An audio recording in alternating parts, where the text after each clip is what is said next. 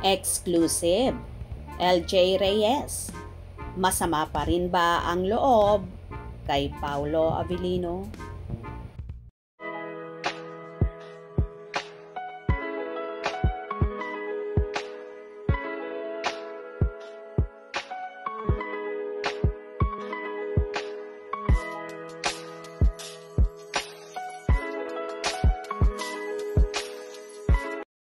Nilantad ni Ray Pumaloy ang pag-walkout sa kanya noon ni LJ Reyes dahil sa naging tanong niya tungkol kay Paulo Abilino sa programang Eminin sa DWAR Abante Radio.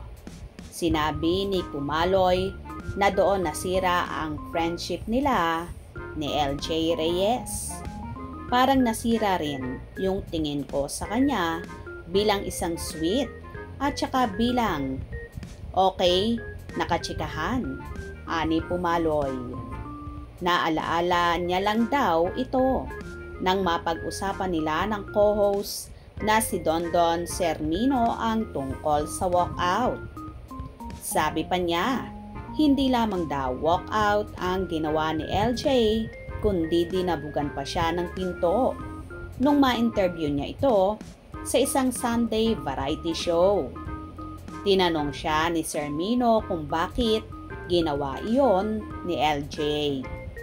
Say naman ni Pumaloy, kasi tinatanong ko nga yung tungkol kay Paulo at tungkol sa anak nila.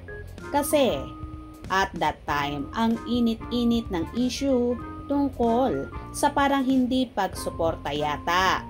Parang hindi pinapakita ni LJ yung Junakis. Si Paulo yata, mayroong iba yata at that time na parang mas binibigyan pa yata ng attention or something. Pagpapatuloy niya, at one point noong tinanong ko si LJ, parang biglang nag-iba. Tapos biglang tumalikod siya. Tapos, bang! Parang bang! Yung pinto. Meron akong experience na ganyan. Winokoutan ka? Na nag-walkout sa akin. Sino? Blind item muna. About Paulo din naman. Na kung saan nasira talaga yung parang friendship namin dalawa. Na parang nasira din yung tingin ko sa kanya bilang isang sweet at saka bilang okay na kachikahan. Naalala si ko. LJ ba yan? Ba't kailangan blind item? Ba't kailangan niya mag-bang?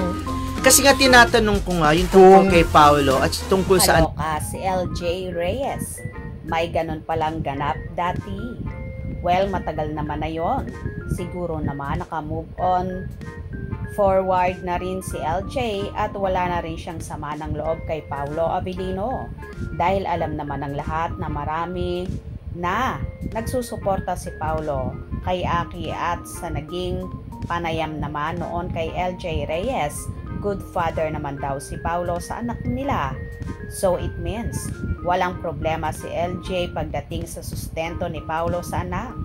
Tsaka bata pa kasi sila noon. Di pa ganong matured kaya siguro may mga ganong salita at attitude si LJ. At that time nga ay kasagsagan pa ng balita tungkol sa kanila ni Paulo at nauwi sa paghihiwalayan ang pagmamahala nila. Kaya gano'n na siguro ang naging reaksyon ng actress noon. But now, okay naman silang dalawa at nagkakasundo para sa anak na si Aki. Anong magiging reaction nyo sa balitang ito?